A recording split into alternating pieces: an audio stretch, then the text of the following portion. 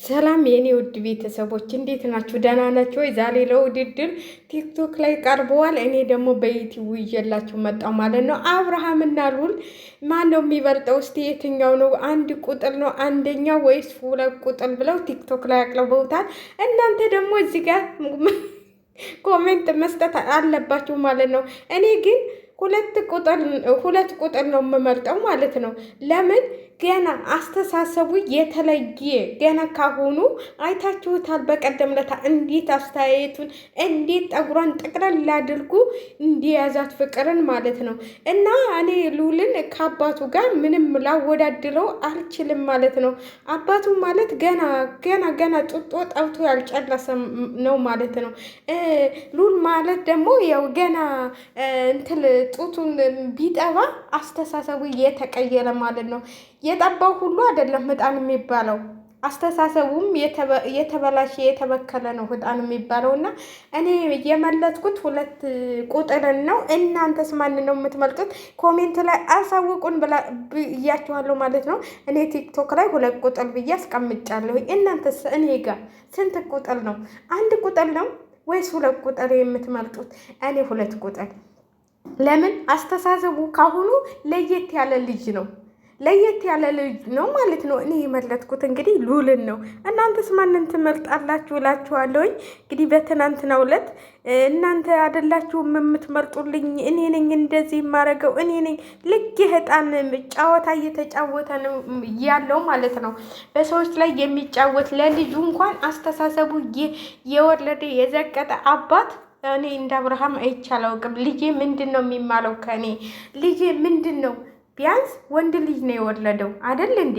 ከኔ ልጄ እስቲ ምን ይማራል? አባቶች እኮ የእንትሉን አይደለም የሚያስቡት፣ የኋላውን አይደለም የሚያስቡት፣ የፊታቸውን ነው የሚያስቡት። ልጆቻችን አድገው ምን ደረጃ ይደርሳሉ፣ ምንስ ይማራሉ ብለው ነው የሚያስቡት። እንደዚህ አይነት አባት ደግሞ ልጁን የሚያስተምረው ሴሰኝነት፣ አንዷን ሴት መቀየር፣ እርጉዝ ሚስቱን ትቶ መሄድ፣ ልጁን እያስለቀሱ ሌላ ሴት አቅፎ መሄድ ነው። እንደዚህ አይነት አባት የሚያስተምረው ማለት ነው። ከእንደዚህ አይነት አባት ምንም ልጠብቁ አትችሉም። ጡጦ ይጥባ ነው የምትሉት። እና ሉል ደግሞ አስተሳሰቡ ቀየር ያለ ልጅ ነው ብለን ነው የምናስበው እኛ። እንዴት አስተሳሰቡ ተቀየረ ታላችሁ? አስተያየቱንና ሲጨቃጨቁ ራሱ ጆሮውን ድፍን ያደረገው እኔ እናንተ ጭቅጭቅ አልሰማም ብሎ በእጁ እንግዲህ ሲደፍን አይታችኋል፣ ጆሮውን ማለት ነው። ጠጉሯን ራሱ አንቺ ማነሽና ነው ከኔ እናት በጣገብ የመጣሽው ብሎ ጠጉሯን እንዲጠምዝዙ ሊወረውራት ነበር ማለት ነው ፍቅር። ስለዚህ አስተሳሰቡ ሉል ነው የሚበልጠው። አስተሳሰቡ አባትየው ቢበልጥ ኖሮ መጀመሪያ እስቲ ቆይ የራሴን ህይወት ወደ ኋላ ልተውና ለልጄ ምንድን ነው የማስተምለው? ሚዲያ ላይ ልጄ ምንድን ነው የሚያየው? እውነቴን ነው የምላቸው በአሁኑ ጊዜ ማለት ነው በጭላት ልጆች ምንም ነገር የሚያመልጣቸው ነገር የለም። ስለዚህ ልጄ ምንድን ነው የሚያስበው? ልጄ ምንድን ነው የሚማረው ብሎ መምረጥ ያለበት እንትን ነበረ ቢያስብ ኑሮ ማለት ነው። ልጄ ከምን ጋር ነው? እንዴት ለልጁ ትምህርት የሚሆን ነገር እንዴ! ኃላፊነት እኮ አለባቸው ማለት አባት ስኮኑ ወይ እናት ስኮኑ ለእናት ብቻ አይደለም ኃላፊነቱን የምትሰጡት። አባት ስኮኑ ልጄ ምን ይማራል? ልጄ ምን ይሆናል? ገበሬ እንኳን ልጅ ያድጉ ወይ እርሱ ያበላኛል ወይም ተምሮ እንደ ማንኛውም ማስኮራ ሄዶ ተምሮ ብዙ ይቀይራል ብሎ ያስባል ማለት ነው። እንኳን ትንሽ የተማረ ሰው ማለት ነው። እውነቴን ነው የምላችሁ፣ ሁላችንም አባቶቻችን የሚመኙልን ማለት ነው። የገጠር ልጆች ስኮኑ ደግሞ ልጅ አግብታው ወልደ ይላሉ ለሴት ልጆቻቸው። ልጅ ያድጉ ገበሬ ሆኖ ወይም ተምሮ ይላሉ።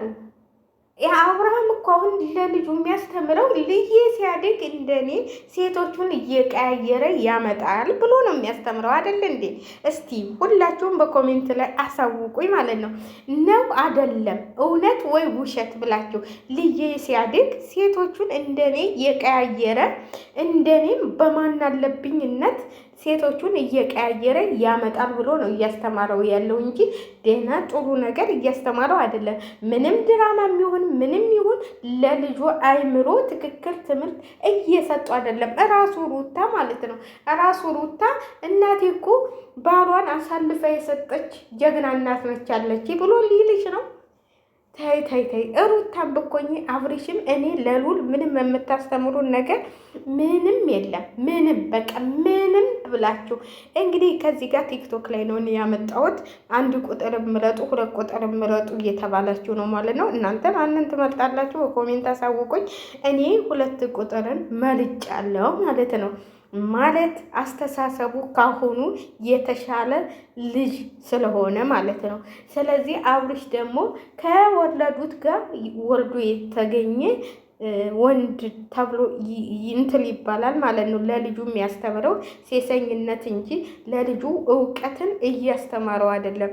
እውቀት እኔ ሁልጊዜ ነው የምላችሁ ሰሙዬ ልጆቿ እኔ በጣም ነው ደስ የሚሉኝ። እግዚአብሔርን እኔ ምን አድርጋ እንዳሳደገቻቸው እንኳን በሎሻን ላይ ካደርጉ። ለማንኛውም በኮሜንት አሳውቁ።